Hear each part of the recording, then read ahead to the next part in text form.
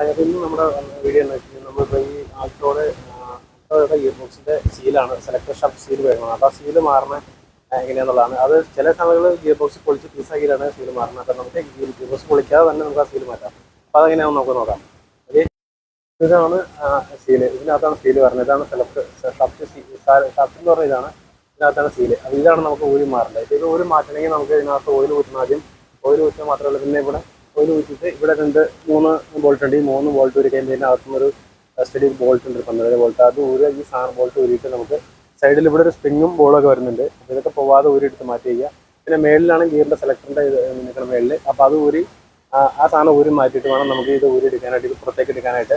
അപ്പോൾ ഇത് ഇങ്ങനെ ഊരി മാറ്റാൻ പറ്റും. പക്ഷേ ഇതെല്ലാവർക്കും ഇത് അറിയില്ല. ചില ആളുകൾക്ക് ഇത് അറിയില്ലാത്തതുകൊണ്ട് അവർ മൊത്തം പീസാക്കിയിട്ടാണ് ഗിയർ ബോക്സ് അഴിച്ച് താഴെ ഇറക്കി മൊത്തം പീസാക്കിയിട്ടാണ് മാറ്റുന്നത്. ഇത് അങ്ങനെ മാറ്റണ്ട, നമുക്ക് നിർത്തിക്കൊണ്ട് തന്നെ ഇതിങ്ങനെ മാറ്റാം. അതെങ്ങനെയാണെന്നാണ് നമ്മളൊന്ന് പറയുന്നത്. അപ്പോൾ അതിന് വേണ്ടിയിട്ട് നമ്മളിത് ഗിയർ ഓയിൽ ആദ്യം തന്നെ ഊറ്റുക, പിന്നെ ഇത് കഴിച്ച് കഴിക്കുന്നത് കാണിച്ചു തരാം. അതൊക്കെ കഴിച്ചിട്ടാണ് ഇത് മാറുന്നത്. ഓക്കെ.